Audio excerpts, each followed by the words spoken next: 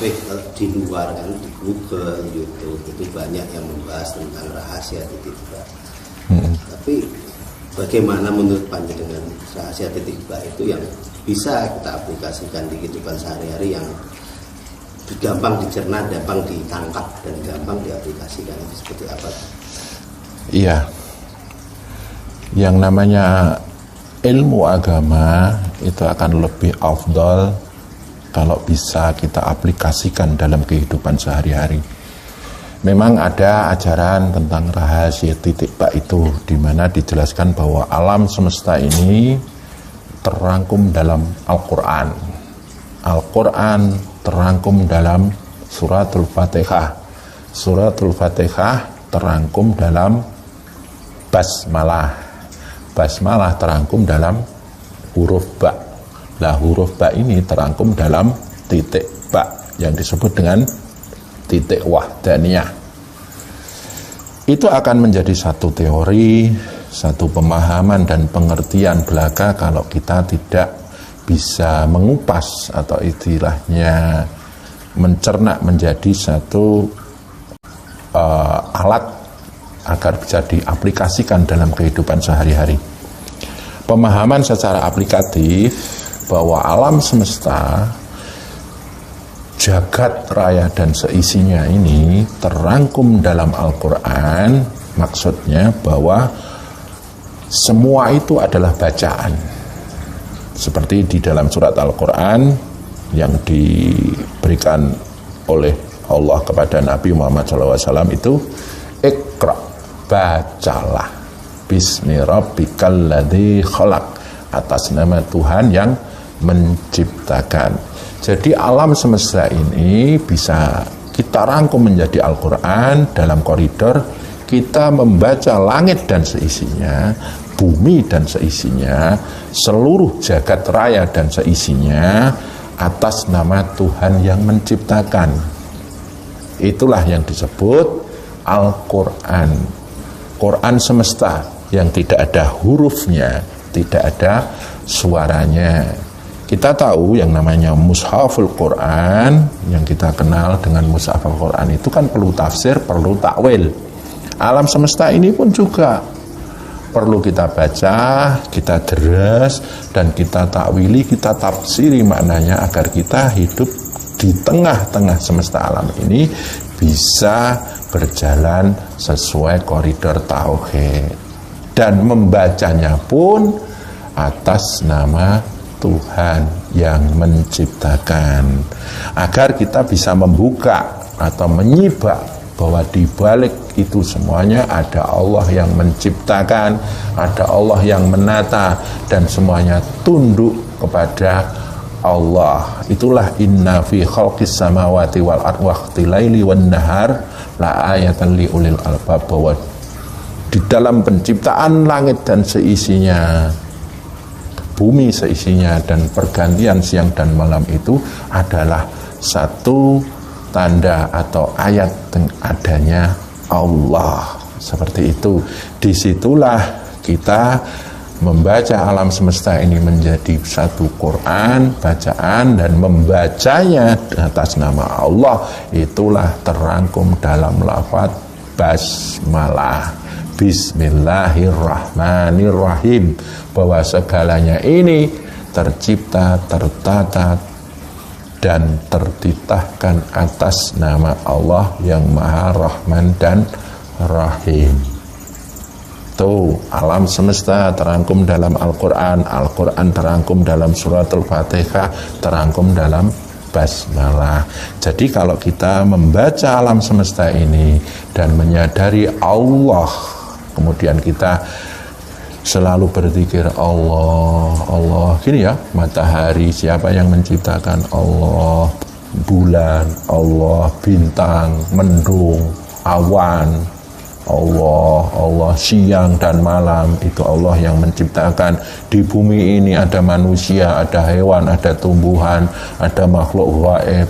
Kita mengucapkan Allah, Allah, Allah. Itulah kita sudah membaca Al-Quran di semesta alam ini. Dan rahasia dari titik ba adalah ketika kita menjadi manusia yang selalu membaca atas nama Allah, itulah kita menjadi satu titik kesadaran. Kesadaran apa? Kesadaran tauhid. Kita ketika duduk membaca semesta alam atas nama Tuhan, kemudian menyibuk semuanya mukasyafah, di dalamnya ada ayat-ayat Allah, lah disitulah kita sedang duduk atau berdiri atau berjalan menjadi satu titik kesadaran. Itulah yang disebut titik wahdaniyah, bahwa segalanya itu secara wahdah, secara wahidiyat, semuanya adalah sunnatullah, dan kita akan menjadi ahlu sunnah, orang-orang yang paham atas sunnatullah di semesta alam ini. Itulah rahasia titik ba, huruf ba. Nah, kita bicara huruf ya, titik ba, huruf ba, kitalah yang menyuarakan dengan huruf bahwa segalanya ini terucap, tertulis lafaz Allah, Allah, Allah, seperti itu, Mas. Sebenarnya titik ba itu awal dari kita bertauhid. Iya. Jadi bukan awal, huwal awal wal akhir. Awal akhir kita harus tauhid. Kita sebelum masuk ke bumi ini, roh kita itu sudah ditauhidkan. Fa asyhadahum alastu birabbikum. Nah, roh kita masuk ke tubuh kita. Nah, di sini roh itu punya janji, punya sumpah bahwa di bumi ini kita harus selalu menjaga tauhid itu tadi. Hingga akhir hayat kita tetap harus bertauhid. Makanya barang siapa yang bisa menjaga tauhid itu sampai di akhir hayatnya, merangkum semesta alam ini menjadi Al-Quran, bacaan, biismillah, dengan lafaz Allah yang melafatkan kita huruf ba, dan kita menjadi titik kesadaran Allah itu tadi, di akhir hayat kita itu kita akan terjanahkan. Itu dalilnya man qala la ilaha illallah fi akhiri hayatihi dakhalal jannah.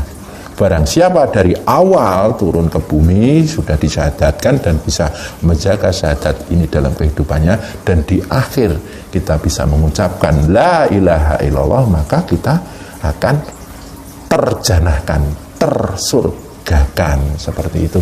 Jadi awal akhir kita harus sadar tauhid, sadar Allah. Lah, tauhid ini kita lafadzkan menjadi syahadat, kita ulang-ulang menjadi zikir. Kalau diistiqomahkan akan menjadi wirid, dan kita akan mendapatkan satu warid, syafaat dari Allah dengan lafaz itu tadi. Itu loh, Mas. Yang sering terjadi kan, terus mungkin kita awalnya ingat ya, mungkin suka lupa di akhir. Itu gimana ya caranya jadi kita bisa ingat di awal dan akhirnya? Ada saran atau tips dari jenengan nggak?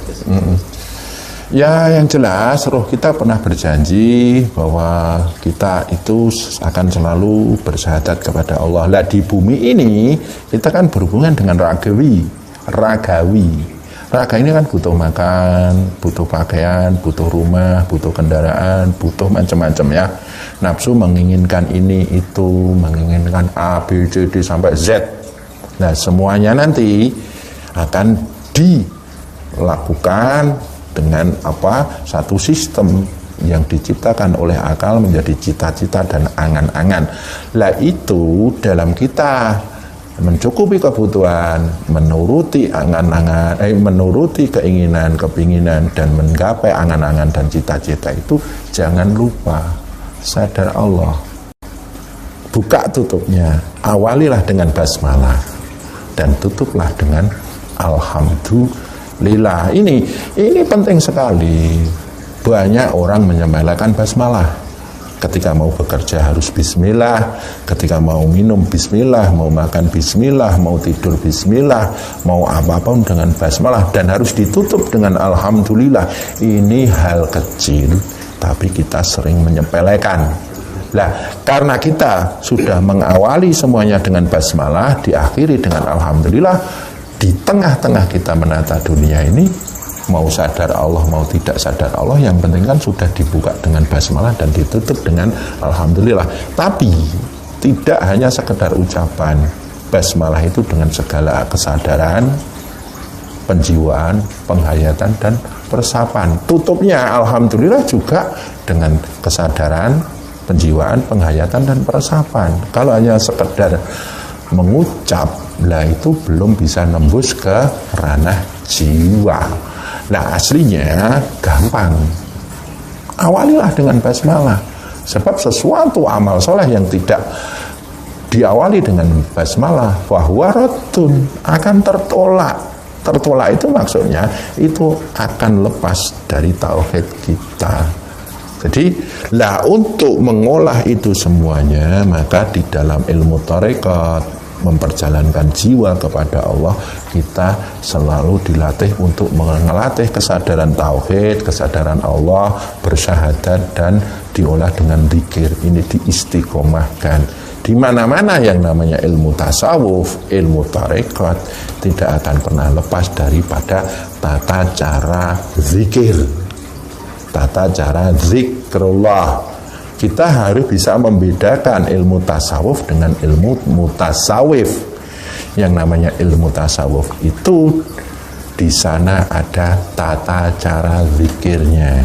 Tapi kalau sebuah majelis itu isinya cuma kata-kata bijak, filsafat ketuhanan, filsafat agama, istilahnya filosofi, tapi tidak ada tata cara zikirnya, itu masih mutasawif.